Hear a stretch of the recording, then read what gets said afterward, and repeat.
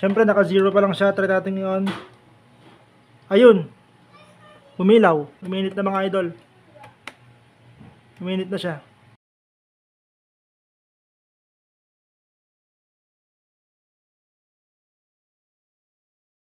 Yes mga boss, ito. So may nagpagawa sa atin. Bali yung ate ko, pinagawa niya itong plancha niya. So standard mga boss yung brand nung plancha. Medyo luma na pero okay pa naman daw ito. Ngayon, ang problema mga boss, nag-short daw ito. Medyo umusok. Then, hindi na niya ginamit mula nung nag-short na yon. Baka daw masira. So, hindi niya rin alam kung okay pa o sira na. Try natin gawin mga boss. Check muna natin kung okay. So, ang first na gagawin natin mga boss, magpalit muna tayo ng wire o kaya dugtungan natin o kaya putulin or i-adjust pa loob or siguro dudugtungan ko na lang para mas mahaba yung wire para hindi na gumamit ng extension mga boss. So, baklasin natin. Try muna natin palitan yung wire.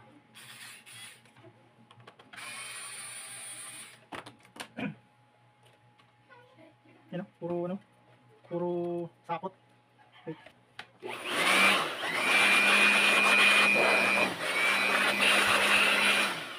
Ayos!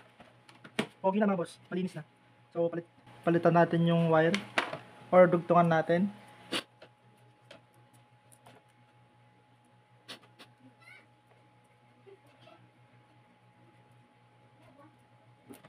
So, sa pagpapalit ng mga wire mga boss, pwede nating ihinang, pwede rin hindi na. Ang importante, ma-splice mo ng maigi, may twist mo siya para solid yung pagkaka-connect niya. Kahit hindi mo na siya ihinang mga boss, kasi nasa loob naman siya tapos may stopper naman siya dito.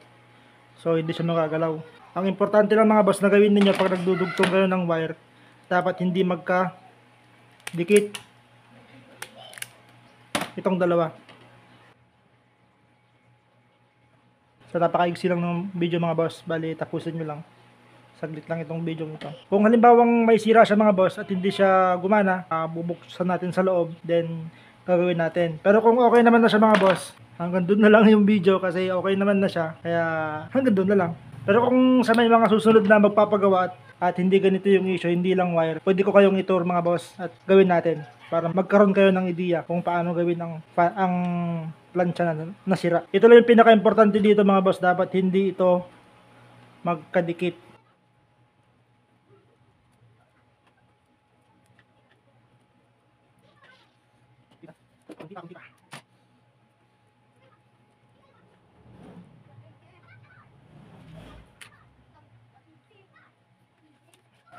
Ayun, nadugtong na natin mga boss. Yan, so ibalik na natin yung takip. Make sure lang na nakaganyan para kahit mahila, meron pa yung loop niya dito.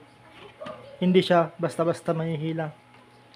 Tapos, importante din ito mga boss. Yan, para hindi masusugat yung wire dito sa part na to. Matalas itong part na to, kaya meron siyang ganyan. Kumbaga rubber boots. Tapos yung ilaw niya, indicator light niya. Yan. Balik na natin mga boss. Yan.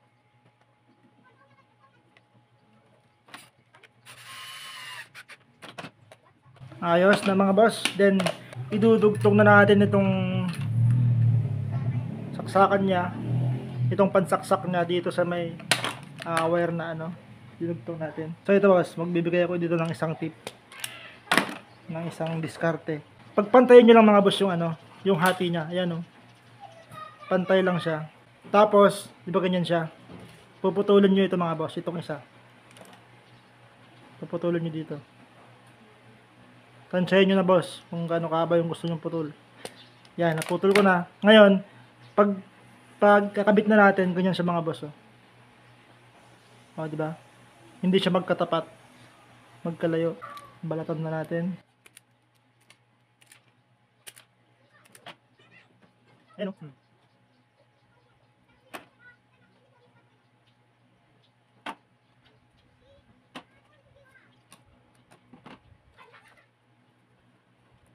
So sa pagtitape naman mga boss, bali medyo hilayan nyo lang para fit na fit. Kasi pag maluwag, baka mayroon siyang chance na kumalas.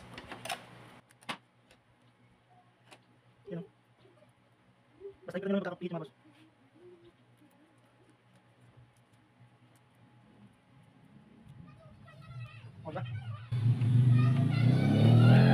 Di ba hindi magkatapat? Plus, na gagawin ninyo mga boss. So, balutin nyo ito ng tape para sa pangalawang protection niya. Moment of truth mga boss. Testingin natin. Ito kung hindi ito pwede, magbabaklas tayo sa loob. Titignan natin kung may naapektuhang pyesa niya sa loob. Then, may chance na ako para ipakita sa inyo kung paano mag-repair ng plancha. Moment of truth. Saksak natin. Siyempre, naka-zero pa lang siya. Try natin yun. Ayun. Umilaw. Up. Okay. Then, let's wait for a moment. Wait lang tayo. Check natin kung uminit. Ayun, uminit na mga idol. Uminit na siya. So, ganun lang magpalit ng wire. Hindi nyo na kailangang baklasin sa loob. Nandito lang yun mga boss. Sa labas niya.